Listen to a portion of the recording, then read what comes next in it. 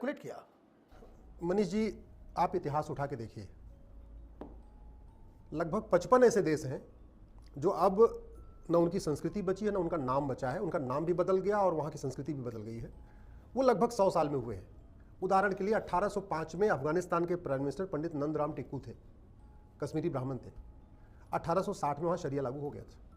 तो 1760 के आसपास वहाँ अफगानिस्तान में तेजी के साथ इस्लामाइजेशन शुरू हुआ और 1860 आते आते मैंने आपको बताया सब बदल गया, खत्म हो गया। एक जो टीचिंग दी जाती है कि जब तक इस धरती पे एक भी काफिर है तब तक कयामत की रात नहीं आएगी। जब तक कयामत की रात नहीं आएगी तब तक सब कब्र में पड़े रहेंगे। जब कयामत की रात आएगी उस दिन फैसला होगा कौन जन्नत में जाएगा कौन जहन्नुम में जाएगा। फिर कयामत की रात आएगी तो जन्नत का फैसला होगा। जब जन्नत का फैसला होगा तब पता चलेगा भाई ठीक है किसको 72 हूर मिलेगी, दूध में नहाने के लिए नदी, दूध की नदी है जहाँ स्नान करने को मिलेगा, फूलों का गद्दा है जहाँ हूरों के साथ सोना है। ये बातें सिखाई जा रही हैं और जिन जिन देशों में बात सिखाई गई है वहाँ ये काम हुआ है। पूरी दुनिया में 3 तरीके के देश हैं। एक देश वो जहाँ मदरसे नहीं है बिल्कुल, एक देश वो जहाँ मदरसे 1000-2000 है, एक देश वो जहाँ 50,000-1 लाख मदरसे हैं, और भारत में 5 लाख मदरसे हैं। 5 लाख मदरसों में ये बात सिखाई जा रही है। एक मदरसे में अगर 100 बच्चे पढ़ रहे हैं तो 5 लाख इंटू आप 100 कर लीजिए, कितना हो गया। बड़ी सीधी सी बात है, बड़ा सीधा कैलकुलेशन है, 5 करोड़ के आसपास हो गया था। एक कहावत है कि आपको अगर दुश्मन से लड़ना है तो सबसे पहले उसकी रसद बंद करिए। सीधी सी बात है। हमने ना रसद बंद करने वाला काम किया, ना हमने अमेरिका जैसा ये कानून बनाया। मैंने अमेरिका का फेडरल पिनल कोड है, मैं अभी इसकी भी चर्चा करूंगा। ना हमने इतिहास को पढ़ के उसकी रूट का एनालिसिस किया कि राजा भरत का ननिहाल जो कैके 100 साल में पेशावर कैसे बन गया, दुर्योधन का ननिहाल गंधार 100 साल में कंधार यानी अफगानिस्तान कैसे बन गया, तक्षशिला जहां आचार्य चाणक्य के प्रोफेसर थे वो 110 साल में रावलपिंडी कैसे बन गया, कुंभकर्ण जहां पे राजा होता था कुंभा वो 100 साल में काबुल कैसे बन गया, सुवास्तु स्वाद घाटी कैसे बन गया, पर्शिया ईरान कैसे बन गया। पर्शिया में तो 99% पारसी थे, 99% सब खत्म। मात्र 5000 घुसपैठिए गए थे। 100 साल के अंदर उन्होंने पर्शिया को ईरान बना दिया पूरा। बड़ी सीधी सी बात है। कश्मीर को देख लीजिए, हम बाहर क्यों चले, कश्मीर को देख लीजिए। आज जो दुनिया से हम गायब हुए वो तो हो ही चुके। 75 साल पहले भारत का विभाजन हुआ, यह कह के हुआ कि हम पाक लोग हैं और आप लोग चूंकि इस्लाम को नहीं मानते इसलिए आप नापाक हो। हम पाक हैं इसलिए हमें पाक जमीन चाहिए। हम आपके साथ सर्वाइव नहीं कर सकते, हम आपके साथ एग्जिस्ट नहीं कर सकते, हमारे आपके बिल्कुल अलग है। हमें नापाक लोगों के साथ नहीं रहना, इसलिए हम पाकिस्तान बनाएंगे अपना। यही तो हुआ था 1947 में। धर्म के आधार पे हुआ, मजहब के आधार पे हुआ, अलग चला गया। और पिछले 75 साल में क्या हुआ, फिर से उतनी संख्या आ गई, फिर डबल संख्या हो गई। और 75 साल के अंदर भारत के 200 जिलों से हिंदू पलायन कर रहा है। पूरे भारत में 750 जिले हैं, 750 जिलों में से 200 जिलों में हिंदू पलायन कर रहा है। मेरी सुप्रीम कोर्ट में पीआईएल चल रही है जिसमें मैंने माइनॉरिटी वाला इशू रेज किया है। तो पहले जब मैंने पीएल फाइल किया 2017 में तो मैंने राज्यवार कहा था कि 9 राज्यों में हिंदू खत्म हो रहे हैं। जैसे लद्दाख में 1% है जहां 100% हिंदू हुआ करते थे, कश्मीर में हिंदू केवल 2% बचे हैं, लक्षद्वीप में हिंदू केवल 2% बचे हैं, मिजोरम में हिंदू केवल 2% बचे हैं, नागालैंड में हिंदू केवल 8% बचे हैं, मेघालय में हिंदू केवल 11% बचे हैं। ऐसा मैंने 9 राज्यों का नाम दिया था। अभी मैंने जब लेटेस्ट स्टडी किया तो पता चला 200 जिलों में हिंदू खत्म हो रहे हैं।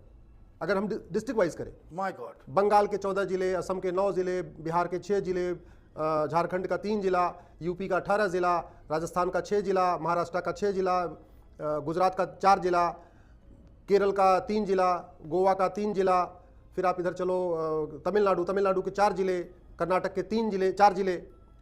ऐसे अगर आप करो, डिस्ट्रिक्ट पंजाब का 1 जिला, तो ऐसे अगर आप डिस्ट्रिक्ट वाइज करिए तो भारत के 200 जिलों में हिंदू या तो 50% से कम हो गए हैं और नहीं कम हुए हैं तो पलायन कर रहे हैं तेजी के साथ। एक बात आप समझिए, भारत को इस्लामिक देश बनाने के लिए 50% मुस्लिम्स की पॉपुलेशन की जरूरत नहीं है, केवल 20 से 25% पॉपुलेशन की जरूरत है। मैं आपको बता रहा हूं कि भारत में सरकार बनाने के लिए 30% वोट चाहिए, राइट। जो उनका टारगेट यह है कि हमारी 20% पॉपुलेशन हो जाए तो 10% वोट तो हम जय भीम जय मीम करके ले लेंगे। जय भीम, लालू, मुलायम, अखिलेश यादव, हाँ, तेजस्वी, केजरीवाल, ममता बनर्जी, इस तरह के लोग हैं जो इन लोगों को, इस जिहादियों को जो है समर्थन देकर के आप समर्थन ले लिया। और संविधान बदलने के लिए सरकारी तो बनाना है। इस संविधान को खत्म करने और शरिया लागू करने के लिए कोई अग्नि मिसाइल या ब्रह्मोस मिसाइल थोड़ी बनानी है, सरकार बनानी बड़ी सीधी सी बात है। और सरकार वोट से बनेगी, वो बड़े टारगेटेड वे में वोट अपनी बढ़ा रहे। 10 से 20 बच्चे केरल में पैदा हो रहे हैं जहां कहते हैं सबसे ज्यादा एजुकेशन है, 10 से 20 बच्चे। एक परिवार में एक एक फादर, एक एक मदर पैदा कर रही है, 10 से 20 बच्चे। वो जो वहां का TFR कमाया वो मुस्लिम्स के कारण नहीं कमाया, हिंदुओं के कारण कमाया, वो माइग्रेशन की वजह से। हाँ, सीधी सी बात है। तो हम इस चीज को शायद समझ ही नहीं पा रहे, इसलिए मैं कह रहा हूं ये जो जिहाद है ना, जिहाद ये सरदर्द नहीं है एक सेरिडान खाने से ठीक हो जाएगा।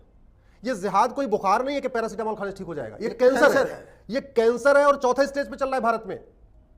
जिहाद बड़ी सीधी सी बात है, पहला स्टेज शुरू होता है जब 5% होते हैं, दूसरा स्टेज शुरू होता है जब 5 से 10% होते हैं, तीसरा स्टेज शुरू होता है जब 10 से 15% होते हैं, और चौथा स्टेज 15 से 20%। तो भारत में ओवरऑल 15 से 20% के बीच वाला चौथा स्टेज आ चुका है। और 200 जिलों में तो मैंने बताया कि 50%, 55%, 60%, 70% ऐसे भी है। अगर आप राज्यवार देखें तो 9 राज्यों में हिंदू खत्म हो चुके हैं। तो ये जो लोग बात करते हैं संविधान की बात, समता, समानता, समरसता, वसुधैव कुटुंबकम, सर्वधर्म समभाव, गंगा, ये सब केवल और केवल वहीं पे है जहां हिंदू हैं। आप मुझे पूरी दुनिया का एक देश बताइए जहां 50% मुस्लिम हो और वो सेकुलर कंट्री हो। 80% की हम बात ही नहीं कर रहे, मैं केवल 50%, पता नहीं 40% बताइए। एक देश बताइए जहां 40% मुस्लिम है और उन्होंने उस देश को खत्म नहीं कर दिया। एक देश बताइए जहां 40% मुस्लिम है, वहां पे सभी नागरिकों को इक्वल राइट हो। एक देश बताइए जहां 40% मुस्लिम हो, वहां महिला और पुरुष को बराबर अधिकार हो। तो इस देश के फेमिनिस्ट भी अच्छी तरीके से। तो कहने का मतलब यह है कि जिहाद का पहला इलाज जुडिशियल रिफॉर्म, जुडिशियल कठोर कानून, कठोर कानून। हाँ। और कानून ऐसा कि जिसमें जरा सा भी लूप होल ना हो और क्रिस्टल क्लियर हो। आप गुनाह करने से पहले आपको ये दिमाग में ये क्लियर होना चाहिए कि हम ये गुनाह करेंगे और इतने साल के लिए हम जाएंगे। हमें फांसी मिलेगी, उम्र कैद मिलेगी, जो भी होगा वो। तो ये आज का पहला एपिसोड जिहाद का इलाज, वो हमने असुन जी के साथ डिस्कस किया कि जिस तरह की खबरें, जिस तरह से PFI का एक नया चेहरा दुनिया के सामने आ रहा है कि 2047 तक हिंदुस्तान को वो इस्लामिक मुल्क घोषित करना चाहता है। तो उसके इलाज के लिए सबसे पहला काम यही है कि हिंदुस्तान में जुडिशियल रिफॉर्म हो।